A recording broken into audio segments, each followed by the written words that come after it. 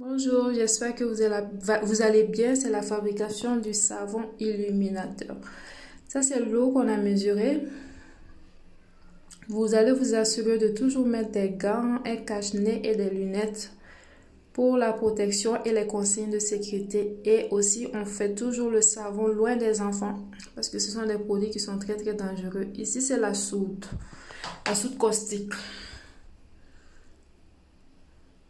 Nous allons renverser dans l'eau. Nous utilisons des ustensiles en bois ou bien en plastique. On renverse et vous allez voir que la solution sera très très très chaude. Très chaude. Très chaude. On fait attention. On remue. Et nous allons déposer la solution quelque part, toujours loin des enfants, le temps que la température descende. Donc, vous pouvez mesurer avec un thermomètre pour voir si c'est toujours entre 30 et 37, 40 à peu près. Nous sommes dans la saponification à froid. C'est-à-dire que le mélange doit se faire à froid. La saponification à froid. C'est cette méthode que j'utilise toujours. Ici, c'est le mélange des huiles. L'huile rouge. J'utilise souvent l'huile rouge à cause de la couleur qu'elle va donner au savon. J'aime trop cette couleur-là. Et ici, c'est l'huile de coco. Ici, nous allons utiliser l'huile rouge et l'huile de coco. L'huile de palme et l'huile de coco. Voilà. Donc, on mélange toujours à température pièce. Ici, nous sommes dans un pays chaud, donc ça devrait aller.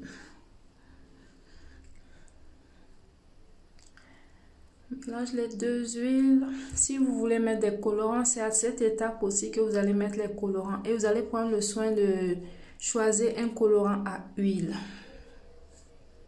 Parce qu'il existe aussi des colorants à eau. Donc, rassurez-vous d'avoir le bon colorant. On mélange très bien. On peut utiliser l'appareil, un batteur sur pied ou bien un batteur à main. Ça dépend de comment vous l'appelez. Mais souvent, je le fais à la main directement et ça va aussi. Donc là, je vais vous montrer les deux méthodes. Ça, c'est avec le batteur à main.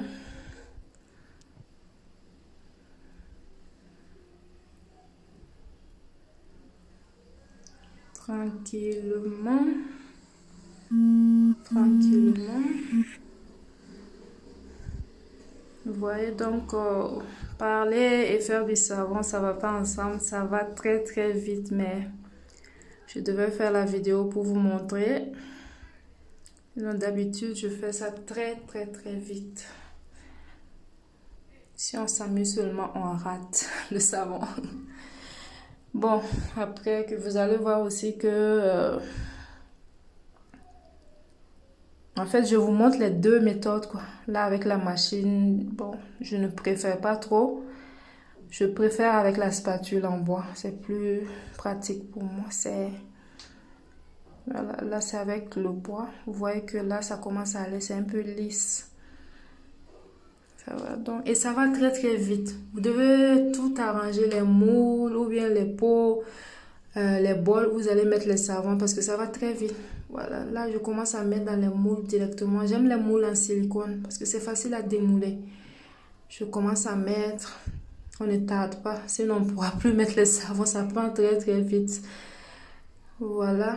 Et quand je termine de mettre, je vais refermer avec un papier film, un truc plastique. Ça que je suis en train de faire tranquillement. Papier film. Là. Vous pouvez aussi mettre dans les pots, les seaux de 1 kg, comme on le voit d'habitude. Là, j'ai fini et comme ça, on va le garder 24 à 48 heures avant de les démouler. Et quand on va les démouler, on les laisse peut-être dans un endroit pendant 3 à 4 semaines avant de pouvoir utiliser les savons. C'est très important. Je vois souvent des gens utiliser les savons après 2 jours, 3 jours. C'est pas intéressant. Pour plus de sécurité, attendez 3 à 4 semaines minimum Voilà. Et c'est pour avoir ce type de savon après, avec une très belle couleur et tout. Vous pouvez aussi parfumer, mais moi je n'aime pas trop mettre les parfums. Voilà, sinon vous pouvez aussi parfumer sans problème.